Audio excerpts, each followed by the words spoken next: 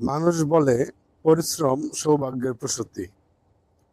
আমরাও ছোটবেলায় পড়েছি পরিশ্রম সৌভাগ্যের প্রসূতি। আসলে কি তাই? পরিশ্রম কি সত্যি সৌভাগ্যের প্রসূতি? চলুন এই বিষয়টা নিয়ে আজকে কথা বলি। আচ্ছা, আপনার পাশে বা আপনার চোখের দৃষ্টিতে সবচেয়ে পরিশ্রমী মানুষটা কে? একজন রিক্সাওয়ালা, যে পা দিয়ে রিক্সা চালায় সে।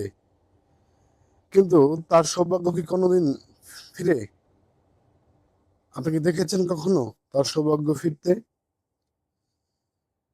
আমরা যখন পড়াশোনা করেছি তখন পরিশ্রম সৌভাগ্যের প্রসূতি এই কথাটি পড়তে গিয়ে সবসময় দুটো উদাহরণ টেনেছি। এক, মৌমাছি যখন ফুল থাকে, বসন্তকাল থাকে, তখন মধু সংগ্রহ করে এবং বাকি সময় সে মধু সে আহার করে। কিন্তু আসলে কি সে শুধু বসন্তকালেই মধু সংগ্রহ করে? এই কথাটা কি সত্যি? না, মৌমাছি শুধু বসন্তকালে মধু সংগ্রহ করে না। মৌমাছি প্রতি মাসেই মধু সংগ্রহ করে এবং এই যে প্রতি মাসে মধু সংগ্রহ করে, প্রত্যেক মাসের একটা নির্দিষ্ট সময়ে সেই মধু কিন্তু মানুষ তুলে নিয়ে আসে। তাহলে মৌমাছির এখানে সৌভাগ্য ফেরার প্রশ্ন কি থাকে? আসি পিঁপড়ের উদাহরণে।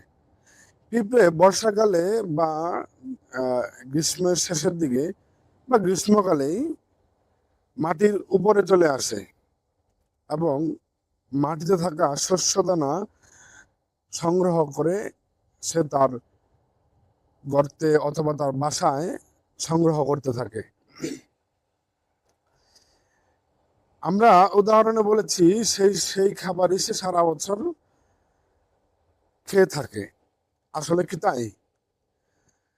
আসলে বিষয়টা হচ্ছে, যখন গ্রীষ্মকাল হয় বা গ্রীষ্মকালের শেষের দিকে হয় তখন বৃষ্টিপাত শুরু হয়। আর বৃষ্টিপাত শুরু হলে মাটির যে গর্ত, পিঁপড়ার যে গর্ত থাকে, সেই গর্তে পিঁপড়া আসলে থাকতে পারে না। ফলে তাদের যে খাবার থাকে সেটা নষ্ট হয়ে যায়, অথবা থাকতে না পারার কারণে সেটা আর খেতে পারে না। ফলে সে মাটির উপরে চলে আসে এবং শস্যদানা খুঁজতে শুরু করে খাবারের জন্য। আর যে সময়টা সাধারণত বৃষ্টিপাত হয় না, সে সময়টা পিঁপড়ার খাবার সব সময় থাকে। সেই কারণে তার মাটি আর খাবার খুঁজে নিয়ে সংগ্রহ করতে হয় না।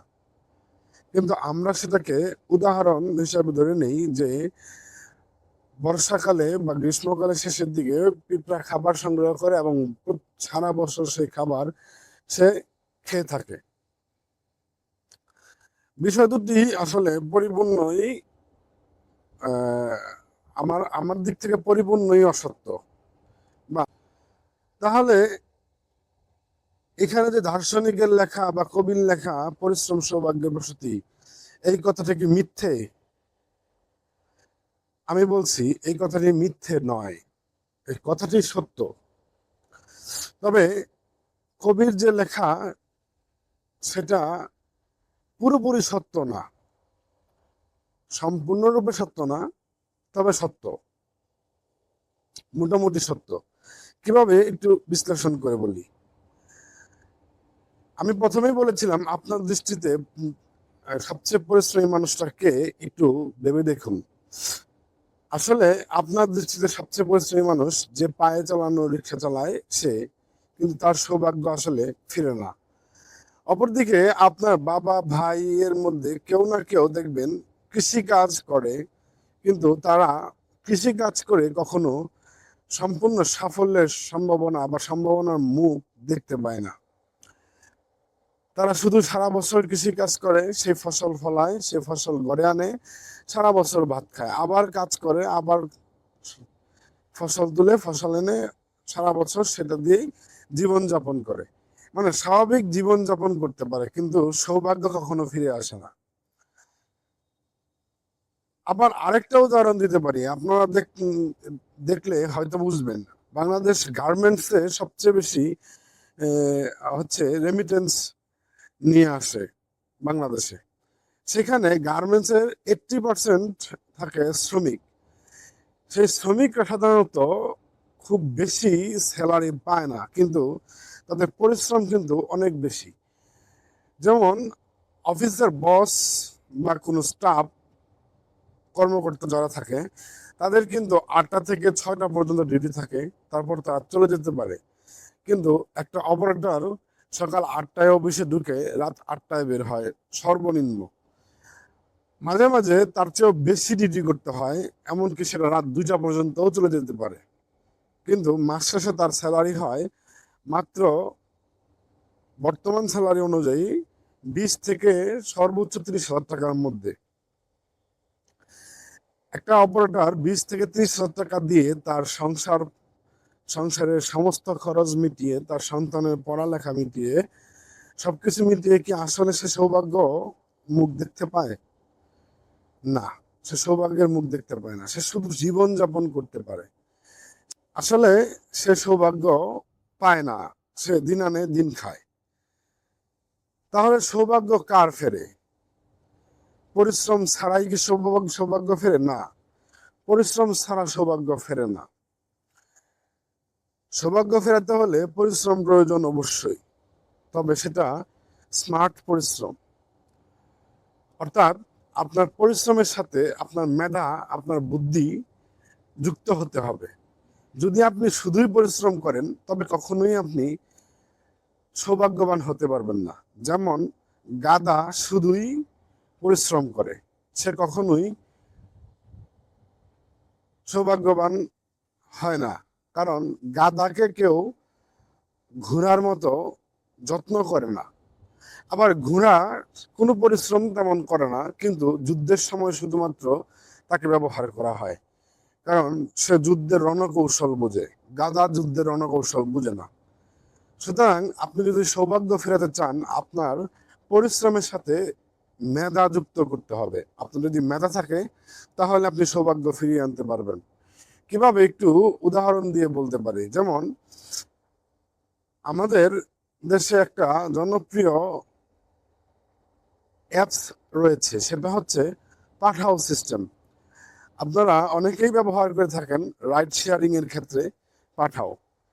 এই পাঠাও সিস্টেমটা আসলে শুধু পরিশ্রমের ফসল না। এই পাঠাও সিস্টেমটা ছিল মূলত একটা বুদ্ধির ফসল, একটা চিন্তার ফসল। একজন প্রতিভাবান ব্যক্তি সে চিন্তা করেছে এইভাবে বাংলাদেশের রাইড সিস্টেমটাকে উন্নত করা সম্ভব, এবং সেই চিন্তার ফসল হচ্ছে এই পাঠাও। এবং একজন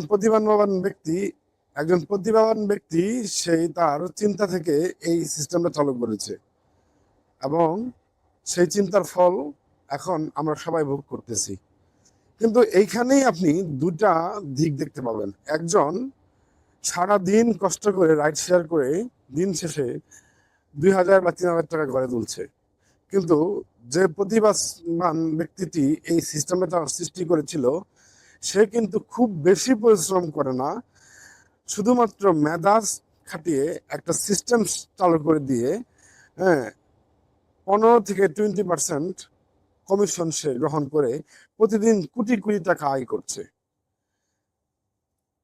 হ্যাঁ, তার যে একবারই পরিশ্রম ছিল না তা নয়। এই অ্যাপসটি চালু করার জন্য শুরুর দিকে তার ভালো পরিশ্রম করতে হয়েছে, কিন্তু সেই পরিশ্রমের সাথে তার ছিল একটা সৃজনশীল চিন্তা, ভাবনা, মেধা, যার কারণে সে আজকে সফল হতে পেরেছে। তাই আমি বলি যে শুধু পরিশ্রম সৌভাগ্যের প্রসূতি, এই চিন্তা থেকে আপনারা এখন বেরিয়ে আসার সময় হয়েছে। আপনারা বেরিয়ে আসুন যে শুধু কখনোই পরিশ্রম সৌভাগ্য এনে দিতে পারে না।